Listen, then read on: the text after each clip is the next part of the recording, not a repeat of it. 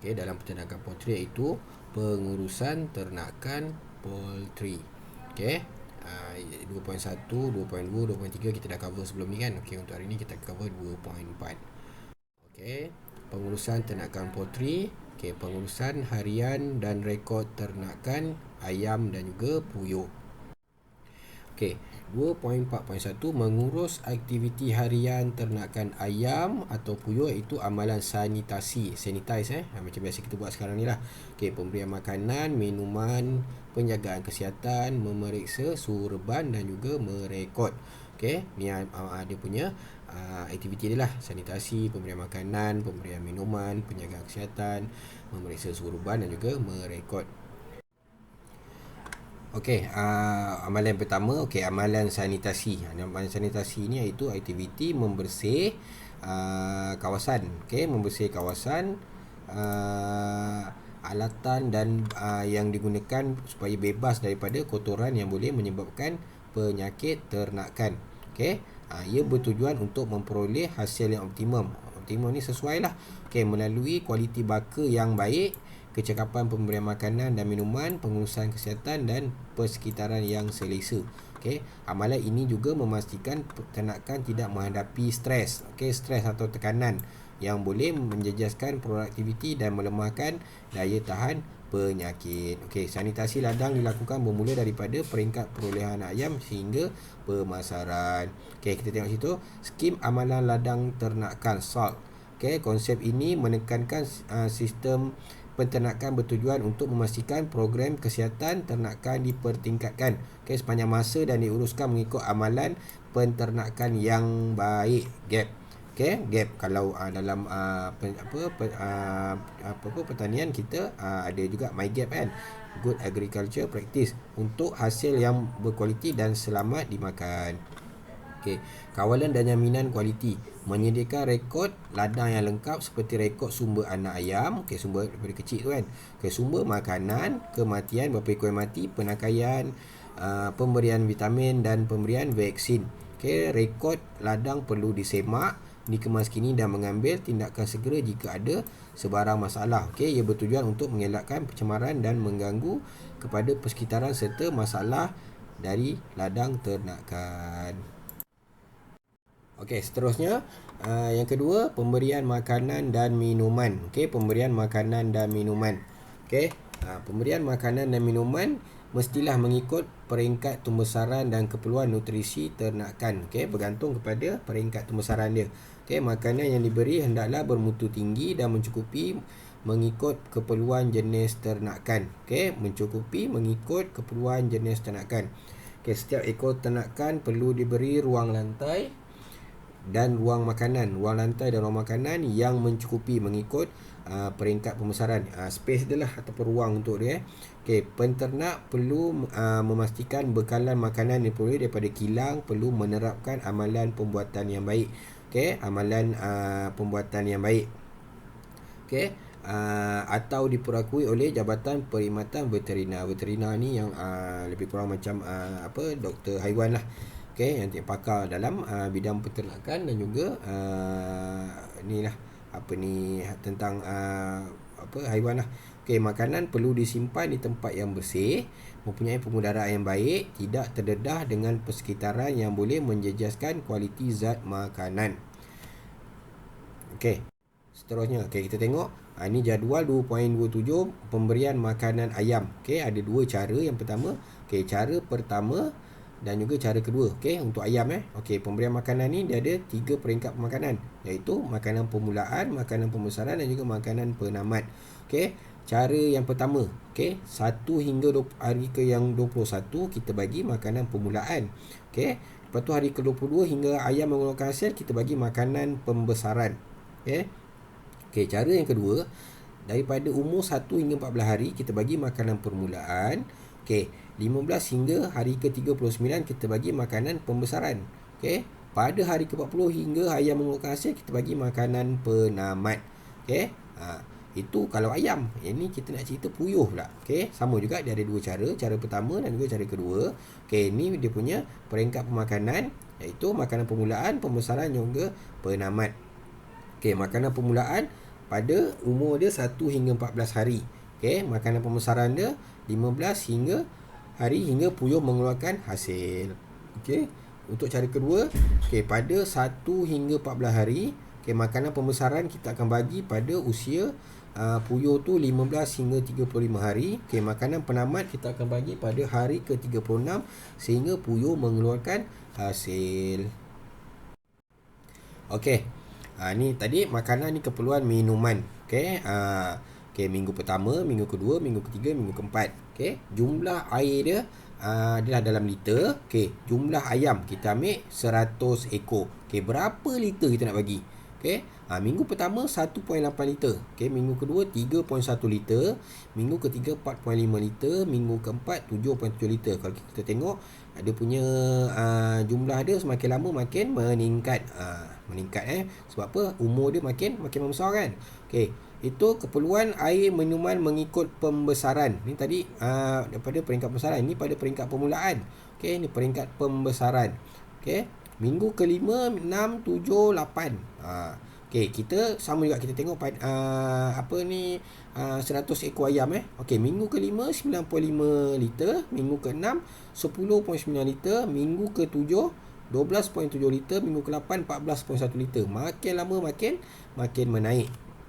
Okey, keperluan air minuman puyuh. Okey, ni kalau puyuh pula Okey, umur dia pada peringkat perindukan dan juga peringkat pembesaran. Okey, 2 bekas minuman plastik 900 ml. 900 ml ni tak sampai lagi 1000 ml atau 1 liter Okey, itu pada peringkat perindukan, peringkat dia kecil lagi. Ni peringkat pembesaran, 2 bekas minuman plastik 3.6 liter. Okey, 2 bekas plastik 3.6 liter. Okey, itu kalau puyuh. Okey, seterusnya yang ketiga, penjagaan kesihatan. Okey, penjagaan kesihatan. Okey, pemeriksaan kesihatan ternakan perlu dilakukan setiap hari bertujuan mengawal penyakit daripada merebak. Okey, ternakan yang sihat mempunyai ketahanan melawan penyakit. Macam antibody lah. Okey, aktiviti penjagaan yang perlu dilakukan. Okey, ni yang kita perlu lakukan Okey, timbangan mingguan, pemberian vaksin. Okey, vaksin samalah injek kan, ataupun ada cara lain kalau haiwan. Okey, pemberian antibiotik, pemberian anti stres.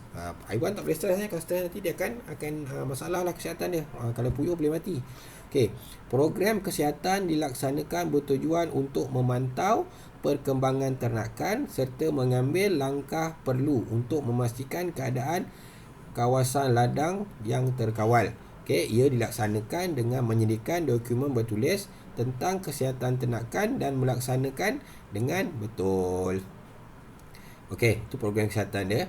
Okey, antara program yang dijalankan, okey, pelalian, okey, rawatan, biosecurity. Okey, ni tadi cikgu dah sebutkan penakaian. Penakaian adalah satu kaedah pencegahan penyebaran penyakit di mana ternakan yang menunjukkan tanda-tanda sakit ataupun tumbuh terjejas, pengeluaran rendah, berpenyakit dan cacat diasingkan dari kumpulannya untuk dirawat. Ataupun nama lain dia yang kita sekarang ni biasa kuarantin. Okey, kuarantin. Okey, pengurusan pengudaraan. Macam sebab sebelum ni kita tahu ladang kita punya sangka ataupun reban ataupun perumahan ternakan kita perlukan pengudara yang mencukupi. Okey.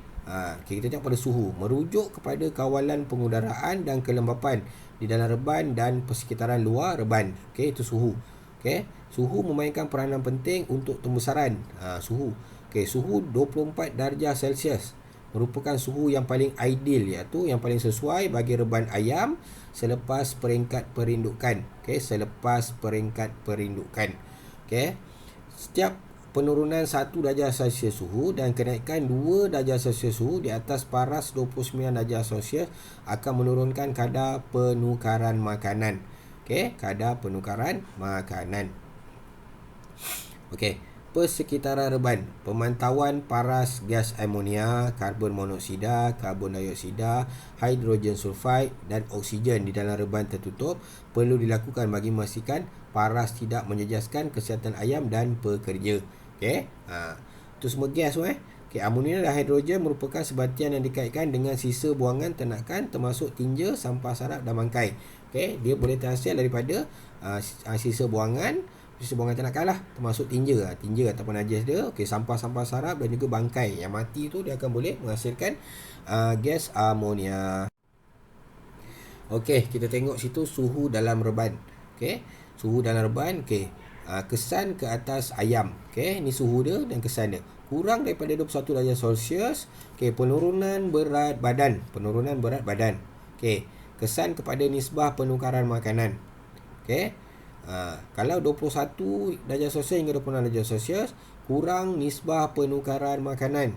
Okey, 26 hingga 29 darjah Celsius merupakan suhu yang paling bersesuaian. Ni tadi yang cikgu cakap tadi. Okey, 26 hingga 29. Penyusutan terhadap pengambilan makanan. Okey, pengambilan zat makanan mencukupi dan pengeluaran baik. Ni pada suhu ni lah, suhu ni. Okey, 29 hingga 32 suhu dia dah makin naik.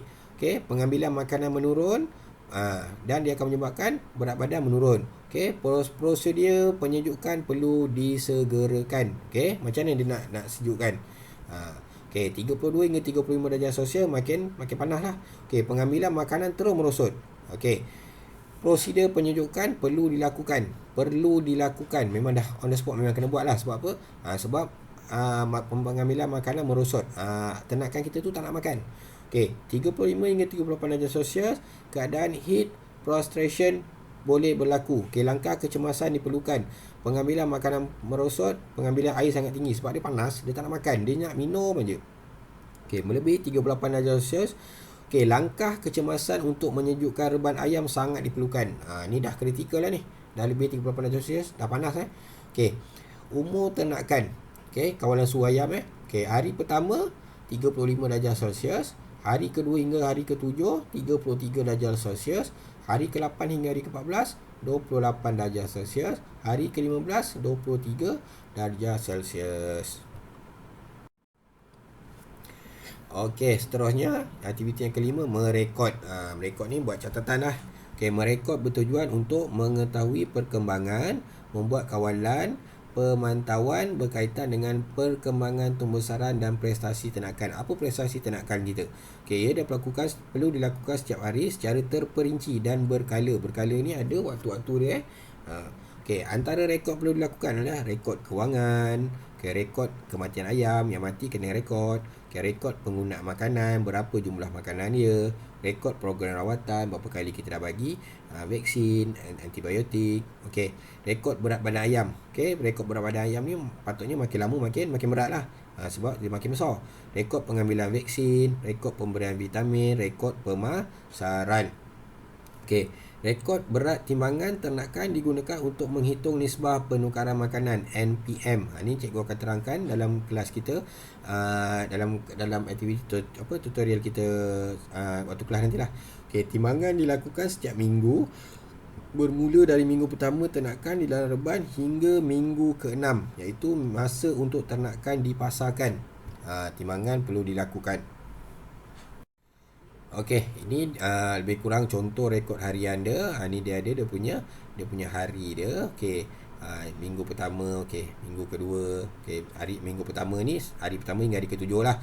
Minggu kedua hari ke-8 hingga hari ke-14. Okey, ni dia punya detail-detail dia ataupun ciri-ciri butir-butiran dia. Okey, bilangan ternakan.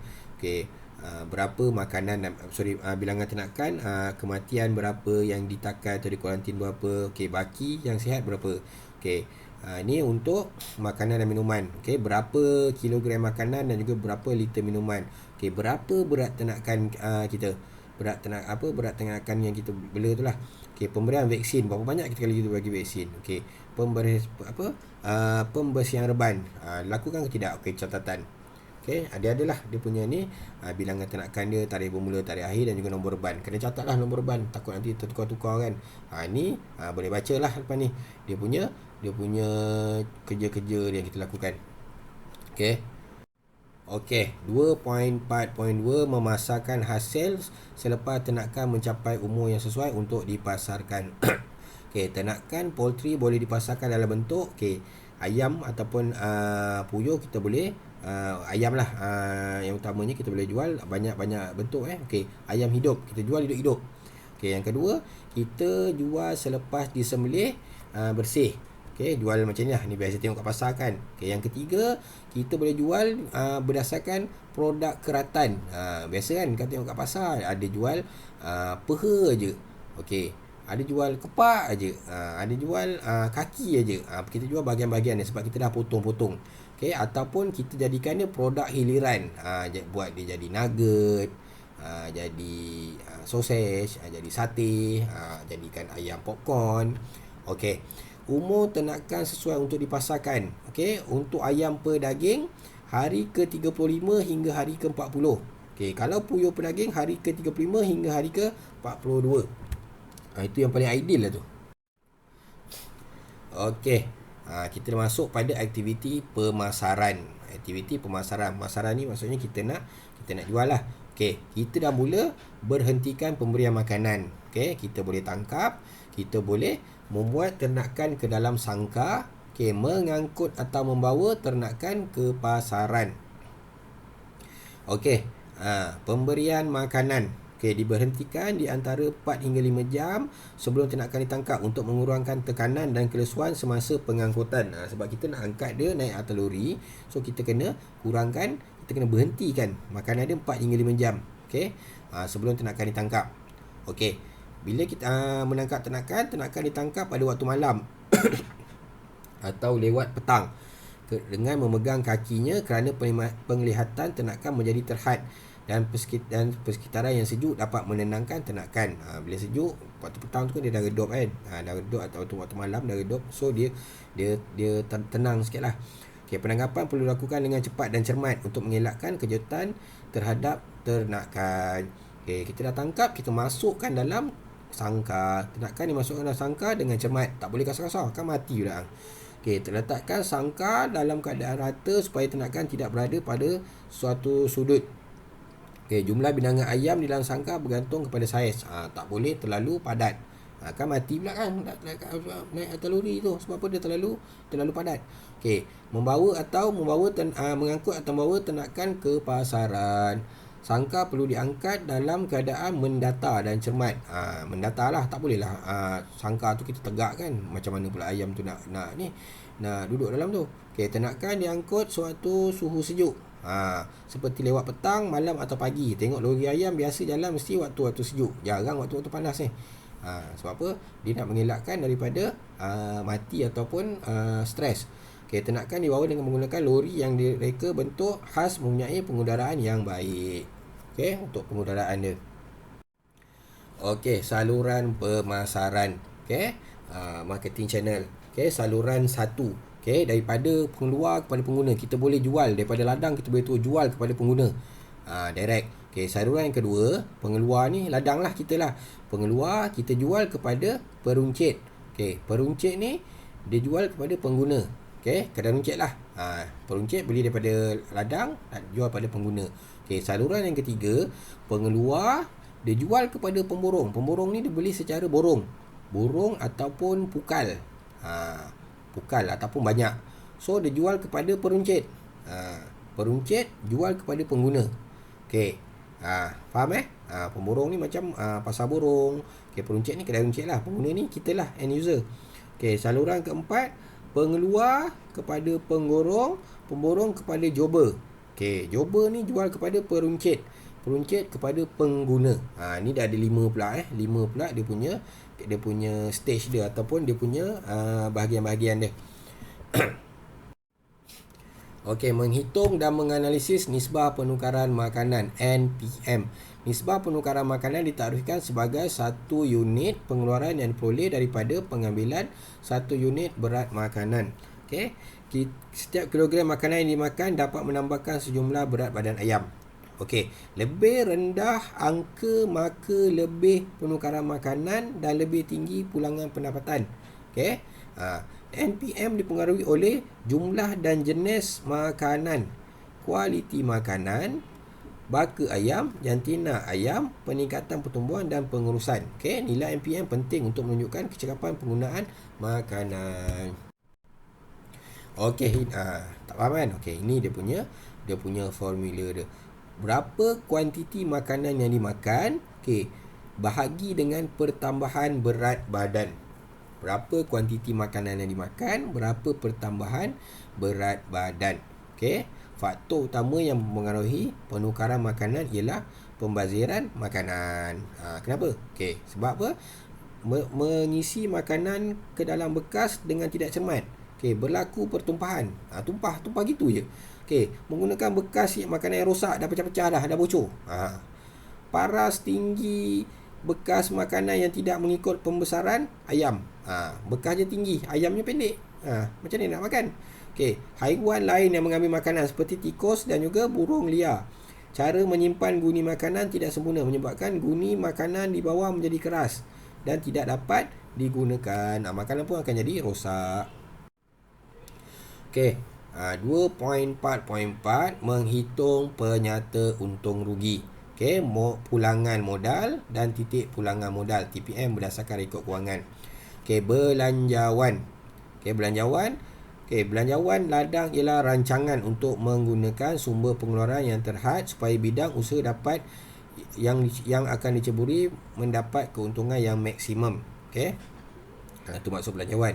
Merupakan perancangan yang menunjukkan perbelanjaan, pendapatan, keuntungan, pulangan setiap ringgit yang dilabur. Maksudnya berapa kita labur, berapa kita dapat. Kita labur sikit, kita dapat sikit. Kita labur besar, hasilnya akan dapat lagi besar. Penyata untung rugi. Penyata untung rugi adalah suatu penyata menunjukkan segala ringkasan hasil dan perbelanjaan perniagaan bagi suatu tempoh perakaunan. Ada satu tempoh dia. Okey, penyata digunakan untuk menilai prestasi suatu perniagaan. Daripada situlah kita akan nampak kita punya peternakan atau perniagaan kita ni sebenarnya ada untung ke tak ada untung. Melalui penyata untung rugi inilah. Okey, ia bertujuan untuk menyediakan maklumat tentang kewangan, prestasi dan aliran tunai syarikat. Okey, maklumat menyediakan belanjawan ladang. Okey, harga pasaran beberapa hasil. Okey, kos sumber pengeluaran yang ada. Sumber pengeluaran yang ada yang inilah tanah, pekerja, modal, pengurusan. Okey, faedah belanjawan. Apa faedah dia? Yang pertama, membuat perbandingan antara beberapa jenis bakal ternakan. Yang kedua, membuat perkiraan yang lebih sistematik. Yang ketiga, mengelakkan suatu perkara penting yang tertinggal. Sebab kita rekod kan. Yang keempat, mengawal kewangan ladang usaha, bidang usaha. Okey, yang kelima, mengurangkan risiko kerugian sebab kita dah kira semua. Yang keenam, menganggap kesan suatu teknologi atau tindakan dan membantu peladang memilih teknologi dan tindakan yang sesuai. Okey, ni dia punya term-term dia lah. Okey, anggaran pendapatan iaitu anggaran kuantiti dan harga seunit hasil. Formula dia. Okey, anggaran kos iaitu kos berubah tambah kos tetap. Berubah ni benda boleh berubah-ubah. Kalau tetap ni kos yang memang itu je lah kos dia. Kos luar jangka. Biasanya daripada anggaran kos tu kita akan lebihkan 10%. 10%. Sebab apa? Kos luar jangka ni kos yang kita tak tahu. Dia akan terjadi. Okey. Anggaran perbelanjaan. Anggaran kos yang tadi ni tambah kos luar jangka. Yang ni tambah yang ni. Ni tambah yang ni. Okey. Anggaran keuntungan. Anggaran pendapatan tolak anggaran perbelanjaan. Berapa hasil kita tolak dengan belanja. Itu nak dapat anggaran keuntungan ataupun untung kasar lah. Okey, pulangan modal PM. Okey, anggaran perbelanjaan bahagi anggaran pendapatan bahagi anggaran perbelanjaan. Okey, yang ni ni bahagi dengan ni. Okey, titik pulang modal anggaran perbelanjaan bahagi kuantiti hasil. Maksudnya anggaran perbelanjaan berapa yang kita dapat tadi, anggaran perbelanjaan ni tadi, anggaran perbelanjaan ni ni bahagi dengan kuantiti hasil. Berapa hasil kita? Tu kita akan dapat titik pulang modal. Okey, lebih kurang macam inilah dia punya hasil-hasil, dia punya contoh penyata untung rugi. Nanti cikgu akan terangkan dalam kelas. Okey, dah sampai yang slide yang terakhir. Okey, 2.4.5 menganalisis data daripada rekod kewangan. Okey, apa yang kita kira tadi hasilnya kita akan dapat keputusan lah. Okey, berdasarkan keuntungan dan pulangan setiap ringgit yang dilabur, seorang peternak boleh membuat keputusan untuk masa hadapan bidang usahanya. Okey, asyik bidang usaha kita. Okey, masa hadapan dia. So, kita nak buat apa lepas ni? Okey, dia akan dapat 3 keputusan. Yang pertama, PM lebih daripada 1. Okey, itu pulangan modal dia lebih daripada 1 ni, tanda lebih Kalau ni PM kurang daripada 1. Okey, kurang daripada 1. Okey, ataupun PM dia sama dengan 1. Okey, kalau lebih daripada 1, kita boleh teruskan bidang usaha kita pada masa hadapan. Sebab apa? Sebab benda tu menguntungkan. Kalau kurang daripada 1, kita boleh bubarkan bidang usaha ataupun tutup je lah. Sebab apa? Sebab benda tu merugikan. Okey, ataupun PM sama dengan 1. Okey, kita boleh ubah suai pengurusan bidang usaha. Ubah suai pengurusan dia. Okey, ubah suai pengurusan. Mungkin pengurusan tu yang tak betul, ataupun kita menggantikan dengan bidang usaha yang lain. Okey, cikgu harap semua pelajar dapat faham. Kalau ada apa-apa boleh WhatsApp atau Telegram cikgu atau PMTP lah. Kalau ada apa-apa soalan. So kita akan sambung kelas kita dalam masa tutorial lepas ni. Okey, sekian, wabillahi taufiq wa hidayah. Wassalamualaikum warahmatullahi taala wabarakatuh.